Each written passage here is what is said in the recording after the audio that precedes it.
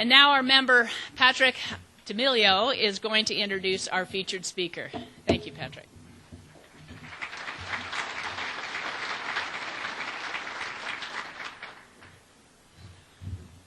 We are very fortunate to have her leading the Big Brothers Big Sisters movement nationally, and we've been very pleased to have her in Seattle for 2 days, and we're delighted that she's here today. Please welcome her.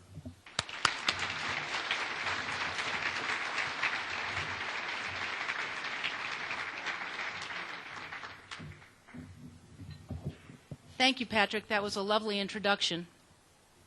And I think, Cindy, he might give you a run for your money because you did a superb job of introducing the new members to this wonderful Rotary group. Vice President Cahill, members of Seattle 4, and guests, it is really an honor to be here with you today. I've always loved Seattle, and being in the Emerald City for a couple of days just really brightens my spirit, particularly having moved from Denver, Colorado, where we have many days of sunshine, to Philadelphia, where if you haven't heard, they've had over 8 feet of snow since January 1st. We know how to keep the snow in the mountains in Colorado, where people ski on it, not in the streets of our cities, where it is up to the second story of my parking garage. You know, I was asked to speak to you today about some of the challenges of operating and running a national nonprofit organization. And we'll do that. But before we do, I'd like to take a little unscientific poll for just a few minutes, if you'll bear with me. As you heard, I am a lawyer, not a recovering lawyer, a very proud lawyer. And I just wonder, could I see a show of hands of the men and women in the audience who are lawyers, who have law degrees, or are in the judiciary? Thank you all. And I wonder, how many of you have ever been a big brother or a big sister, or maybe you've been a little brother or a little sister? May we see a show of hands? Oh, that's encouraging. Thank you. How many of you in your lifetime, at one point or another, have mentored a young person? Fantastic. And how many of you are currently mentoring a young person? There's no age limit on when we need to be mentored, that's for sure. And then finally, how many of you already think you know something about Big Brothers, Big Sisters of America? Oh, that's encouraging. That's encouraging. You know, the Cone advertising report says that Big Brothers, Big Sisters is the 5th best-known brand in nonprofits focusing on youth. That also is important because when you compare us to the 100 nonprofits in America, we are the 12th best-known brand. So I did know what Big Brothers Big Sisters did before I took on this wonderful opportunity last September. And in fact, as you heard from my friend Patrick, back in 1968 as a freshman at the University of Denver, I became a big sister. And then life took on a little bit of a gallop for me, and it took me 40 years to come back into the fold. And I'm very, very happy to be home. That's part of my story. As a lawyer and as president of the American Bar Association, I wanted to think about what lawyers could do to help the youth of our nation, how we could use our education, our access, our critical thinking skills to help young people. And young people have always been my passion, so it won't surprise you that I used the platform of being the president of the ABA to create our first Youth at Risk Commission. We had a saying, youth are our nation's most precious asset. They're our future. And I like to say, if we don't help our youth now, who's going to help us when we're 90? You know, it really is about our self-interest, because we know they need our help, and we have the knowledge and we have the commitment as a nation and as individuals, as you've just shown by your show of hands, to help our young people. So what do we mean when we talk about vulnerable youth? You know, far too many American youth right now are facing problems that are deeper and wider and more complex than they've ever been in our history. These youngsters are facing peril in their families, in their schools, and in their lives. There really is, and I think you know it here even in Seattle, a growing crisis, and a sizable segment of our population, our young population, that translates into potential problems, issues, even security risks for our communities and for our nation and for our future. In 2006, when the ABA committed to working with youth at risk, we began to do some very important projects. And I'm thrilled to be able to tell you that the 400,000 plus members of the ABA are still working on policy and also to add boots on the ground to help our nation's vulnerable. Because I believe then, and I still believe, that Americans are poised to help the most vulnerable in our society. And we can do that by asking yourself, what role can I play in improving the chances of youth as they move past the problems they're experiencing in their young lives? Now, for many of us, maybe that's a new idea. But I suspect for most people in this room, from our little survey, that you've already thought about that and, in fact, are trying to make a difference in your life and in the others around you. You know, it's so important as leaders that we share what we know, that we share what we have learned, that we capture what seems to work best in our lives and for successful people around us, and that we thrust our collective and individual strength towards solving some of our nation's most recalcitrant issues with our youth. So, when I was offered the opportunity to lead this great organization, I did not hesitate. As Patrick told you, I had a pretty cushy job working for Justice O'Connor, Ted Olson, and a few other luminaries of our profession in Prague. I went to work every day in a 40,000 square foot, 18th century neo-Renaissance villa, surrounded by a park and vineyards. Slept 45 people, it was pretty cool. And I got a call in March last year, and someone on the other end of the line said, "We want you to come to the United States. We think we have the perfect job for you." I said, "I don't know, I think I have the perfect job." But I got on a plane, I went to Dallas. I accepted a job a month later. I left Prague. I went back to Denver.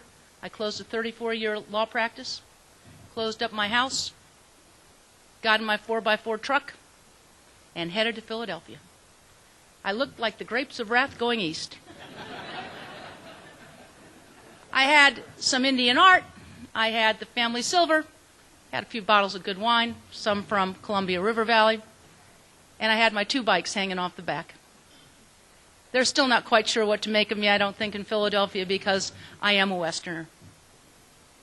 But I've learned since then, a nonprofit in hard times takes collaboration, it takes negotiation, it takes leadership, and it takes a really great team. And you have a great team here in Puget Sound. And I'm so happy that they are here today with me, because they are part of our 5,000 employees strong Big Brother, Big Sister organization. So now, what is Big Brothers, Big Sisters? Sometimes shortened to BBBS. Get that around your tongue a few dozen times. It is the premier one-on-one mentoring organization in the United States. It is the largest mentoring organization in America. It operates in all 50 states, the District of Columbia, and Puerto Rico, and 12 nations. It is more than 105 years old. It is chartered by the United States Congress. And since the Eisenhowers, Mamie and Ike, the First Lady and President have been our honorary co-chairs. We deliver youth services through our over 380 agencies. Each one is a separately incorporated 501c3. Each has a separate CEO. And while I know I'm being taped, and this might be shown to other Rotaries, I do think it's safe to say you have one of the best. And I know that you appreciate that. We certainly do. Our fundraising is done both locally and nationally. And much of what we do is very similar to what your Rotary Business Mentor Day does in supporting minority-owned and other small businesses, because that program of yours illustrates that you need mentoring throughout your life. I want to personally applaud, and on behalf of our organization, your 8-year, $100,000 a year generous pledge to support for the Family Services Rotary Support Center. Take a moment and give yourself a hand.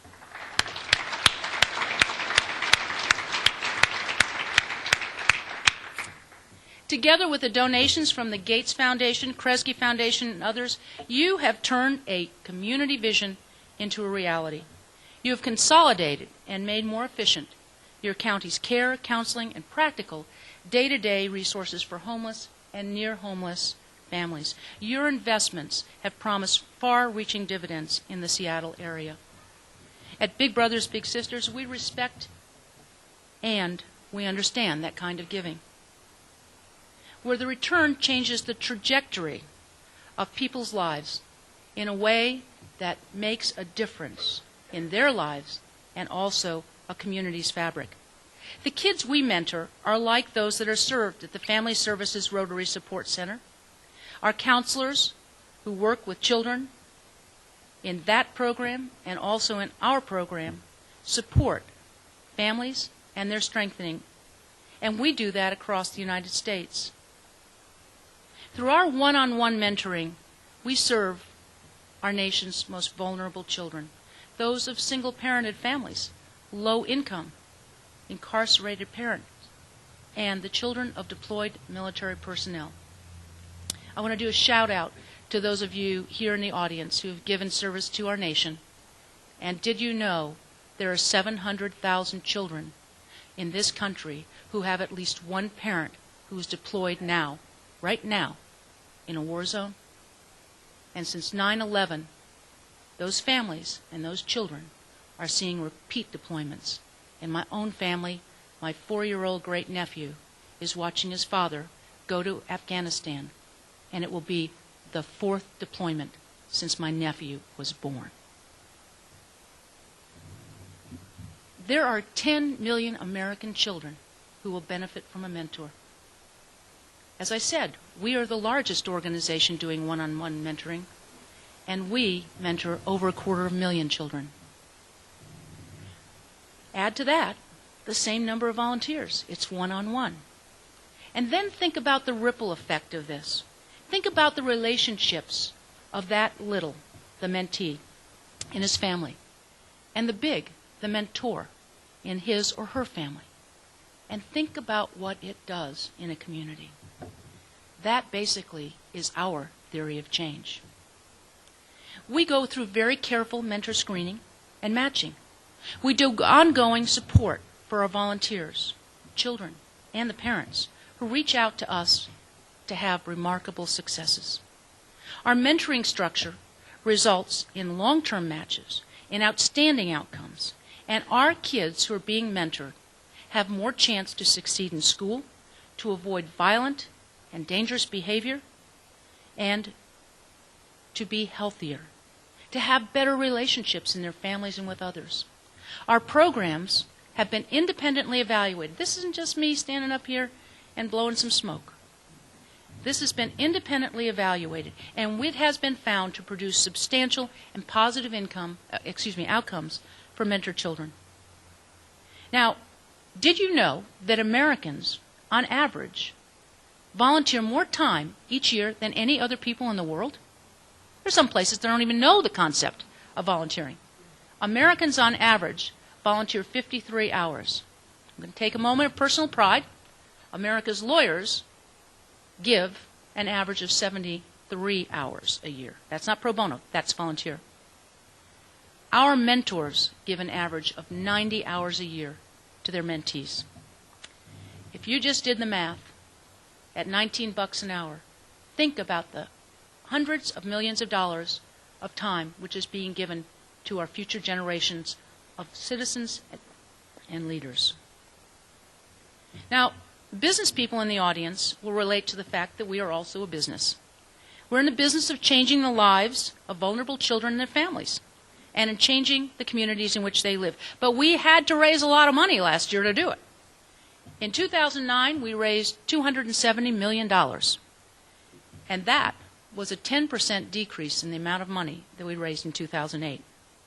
So how did we handle the downturn? Well, like many of you, we had to reduce our staff, especially in support areas. And that was the bad news. The good news was that through very hard work and dedicated professionals, we only had to reduce our service to youth by 3%. We've diversified our revenue sources, and our revenue is now coming from government grants, corporate social responsibility contributions, cause marketing, financial support from foundations and individuals like yourselves. We continued to invest for growth, and when possible, we looked for ways through technology to do our job better, but to do it smarter. And I'm happy to tell you that our revenue growth did begin to turn around in the fourth quarter of 2009. We've had strong local and national leadership, a la you, Patrick. And now we're in place to help lead us through a difficult period of time. We've made some tough decisions, and we made them early. And we made sure that we had a safe harbor for our organization because we intend to be here for America's youth for the long term. And at the same time that our economy has been suffering, so have our families and so have our kids. And so it won't come as a surprise. There are more children who are on waiting lists to be mentored. And there are more than can be matched, even when we have the volunteers, because it does take money to mentor. And so we've tried to have greater impact with the dollars we have by targeting the right children, the right families, by working longer and better. We expect in these difficult times that our donors care deeply about how their dollars are being used. And I'm happy to tell you that Big Brothers Big Sisters is consistently at Navigator's top of the list for efficiency and effectiveness with 4 out of 4 star ratings. We do hold ourselves accountable for progress and the outcomes of our children mentees. And so, with our mentoring, we know that we are creating positive outcomes for children that otherwise might fall through the cracks in our society. This business is deadly serious, and we are deadly focused on results. Let me stress it again. Independent evaluation, not just us ballyhooing, shows that our programs improve children's attendance at school, their behavior in school, avoiding risky and sometimes dangerous behavior through violence, drugs, and alcohol use, and these are leading indicators of staying in school, graduating from high school, and going on to become productive citizens. We track the progress of these children using a research-tested evaluation tool called AIM, Agency Information Management System, and I'd like to spend a moment in just a minute telling you about it. So you're going to see and hear more about it and see more about us because we really can't fail our children. That's not an option. They're our future. As we move forward, we think it's important that people know what we achieve, not just what we do. Because what we do is mentoring, but what we achieve is helping children move on to be productive adults. So AIM, Agency Information Management, is one of the things we spend a lot of resources on. This actually tracks outcomes for our 250,000 plus children. We drive continuous improvement by using AIM. And it's being used for thousands right here in Seattle. It was a major investment in technology for it. It's really paying off. It's a web-based system. It enables our agencies to be efficient, to use our donors' funds wisely, and to deliver a safe, high-quality, and effective program. We can go granularly and tell you about strength of relationship for every single child covered by AIM. And then we can collect that data and elevate it up to an agency-wide, a region-wide, and a national profile. The Secretary of Education, Arnie Duncan, is someone we work with closely and will continue to because of this program. Now, I'd like to invite you to go to our website. It's www.bbbs.org, and you certainly can learn a lot more about us. Last year, 2 million people visited our website, and we received hundreds of thousands of inquiries about being a big sister or big brother. I understand, Patrick, over 10,000 people looked at your local website in this last year. You know, job number one, and maybe I should have said this at first, is child safety. We don't want any children to be abused, and certainly not the hands of one of our big sisters or brothers. And we have a pretty remarkable and long history of avoiding those situations. And the staff in our agencies monitor the safety and progress of our matches through frequent contact with the mentee, with the family, the guardians, and the volunteers. It's AIM that allows our staff to track the match progress and to collect huge amounts of data about our participants. Now, every one of your organizations, I suspect, has a strategic planning and direction mechanism. We're no different because we are a business, and if we don't know where we're going, it's hard to get there. So we are just beginning to do our strategic planning direction work for the next triennium. This is the last year of the current one.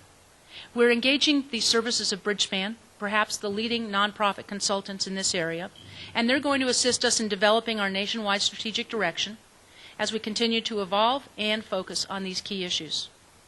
We're going to continue to be relevant to our volunteers, our donors, and to community leaders. And I've had the privilege of meeting with a number of your community leaders yesterday and today. To deal with the fact that there are more children who need us and less resources to do it, we have become very intentional about the children that we do represent and serve. As I mentioned before, we are looking at single-parented children, children from Title I schools, the worst schools in the nation, children who have incarcerated parents, for example. Right now, 50,000 children who have at least one parent incarcerated are being mentored through a Big Brother, Big Sister program in this country. Because we think that these children, we don't think, we know, they are very, very high risk to repeat, literally, the sins of their fathers or mothers. And so we believe that we can help break the cycle of incarceration and the cycle of violence. And we are doing it. We are also focusing on minority and immigrant populations, African American, Hispanic, Asian Pacific, and Native American. We have developed, as I said, a more diversified revenue stream to help us with that. And we will continue to do that. In the coming months, I expect to work with a number of agency CEOs, like your own Patrick, and CEOs across the nation to help develop this next strategic plan. And we've got some exciting things coming, we think.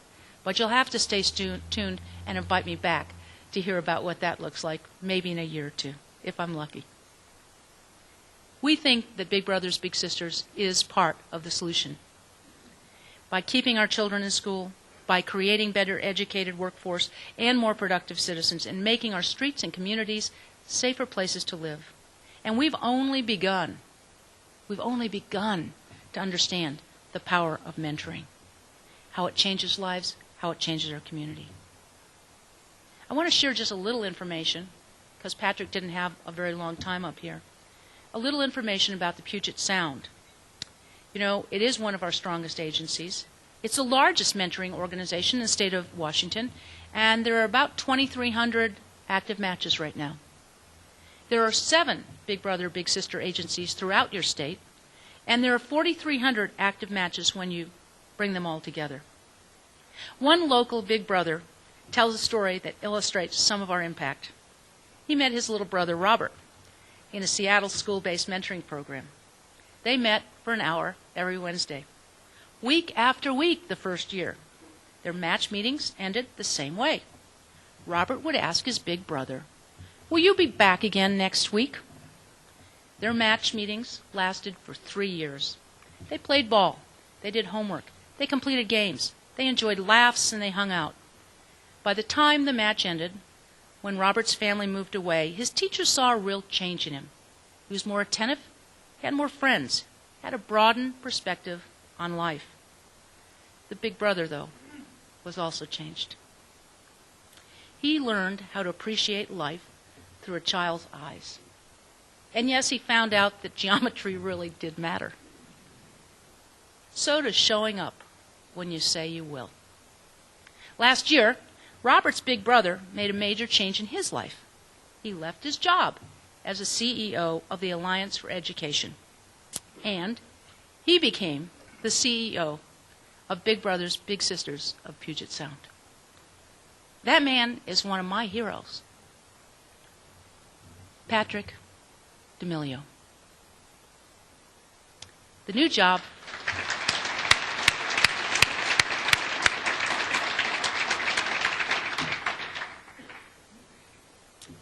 has been a homecoming for Patrick. He served as a Puget Sound agency CEO 2003 to 2007, and during that time, the agency had double-digit growth. He was amazing, just amazing. He tells me that over 24,000 Washington kids could benefit from a big brother or sister. Some 2,000, mostly Hispanic and African American boys, are ready to be matched in this state right now. But Puget Sound, like so many in our network, has a shortage of men to become their big brothers and the money to provide the match support. Let me say again, our nation is only as strong as the weakest in it. It is in our best interest to help struggling parents who simply want to give their kids the opportunity to succeed. I don't think any of us is very far removed from the families that the Rotary Foundation or our Big Brother, Big Sister network supports. My own childhood was shaped by many mentors. Father Steve and I have been talking about that in my parochial school years, and my nuns were mentors to me, as was my dad, who was a sergeant major in the Army. I'll bet you've had mentors too. But I've also seen the power of mentoring in my own family. My sister was a single parent. When her little boy, my nephew, was 8 years old, she brought him to Big Brothers Big Sisters of Colorado. Last month he turned 24, and he and his big brother are still pretty tight. So we're going to be piloting a marketing project, and I'm giving you a heads up. I want you to watch for it. We'll be using social media, we'll be using Comcast, we'll be using other ways to talk about our brand and who we are, and literally to reintroduce Big Brothers Big Sisters to America. Because it costs about $1,400 a year per match to do it the right way. And we are going to work to enhance the public's knowledge of us as a donor-supported volunteer organization. A donor-supported volunteer organization. Because even if you do not have time to volunteer as a big sister or a big brother, you can be part of a match. You can support a match. I met with a man today who started being a big brother 40 years ago. Took 20 years off to raise his own family, and now he's mentoring a little boy here in Seattle. So I know that every person in this room can mentor. I know that you can do what you continue to do, and I'm asking you to reach deep and do more because our nation's kids need it. I want to thank you, Rotary Club of Seattle 4, for letting us share our vision. I want to thank you for all you do to make your community and our world a better place, and for taking time to hear the Big Brothers Big Sisters story. You can start now. You can reach out to Patrick and the fine people who are here from Puget Sound, Big Brothers Big Sisters. You can go to our website and you can learn more about what we do. You may not have time to volunteer yourself, but you do have the wherewithal to support a match. And I hope you will. I understand we have until 1:30. I've tried to use as much of the time up as I can. I'm a lawyer. We like to talk. But maybe if there's one or two questions, Nancy, it's up to you. We could take one or two. Thank you.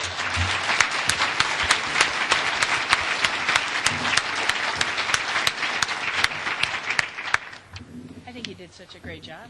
Thank you. Thank you.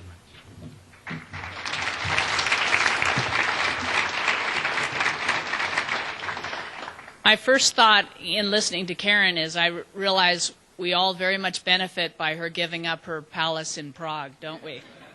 Thank you. Thanks again to all the participants in today's program. We're glad to welcome Moss and Carolyn as two of our newest members. and then the opportunity to re-welcome my superstars over there, some of our finest new members from these last few months. I didn't give a point to you that almost all of them have already joined a committee, so that is an incredible testament to their early enthusiasm. And we really do appreciate your talk, Karen, and the work done by Big Brothers, Big Sisters of America, that BBBS. That's great. So next week, March 17th, St. Patty's Day, we will all wear green at the Sheraton with guest speaker Bill Bryant. He is with the Port of Seattle, and he will give us a talk about the insights and the issues at the port. In closing, I'm reminded of a story of a young boy who was walking along the beach the morning after a major storm. It's a story some of you may have heard before, but it's worth repeating. While walking the beach, a man saw someone in the distance, leaning down, picking something up, and throwing it into the sea. He was curious, so he moved closer, and he saw that there were thousands of starfish on the beach that the storm had thrown onto the beach. Unable to return to the ocean during low tide, the starfish were dying. He observed a young boy picking up the starfish one by one and throwing them back into the ocean. Being a practical guy, he decided to approach the boy and point out that this was a seemingly futile effort. And he said to the boy, "There must be thousands of starfish on this beach. It would be impossible for you to save all of them. There are simply too many.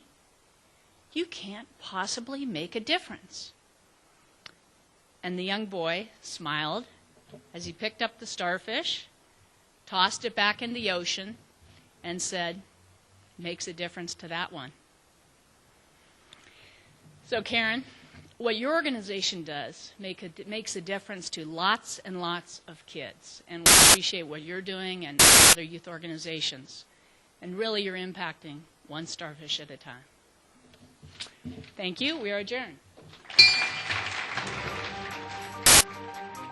Seattle Rotary Online is made possible in part by a grant from First Choice Health, working with the Washington Health Information Collaborative to use technology to bring better health care to patients throughout the Pacific Northwest. First Choice Health.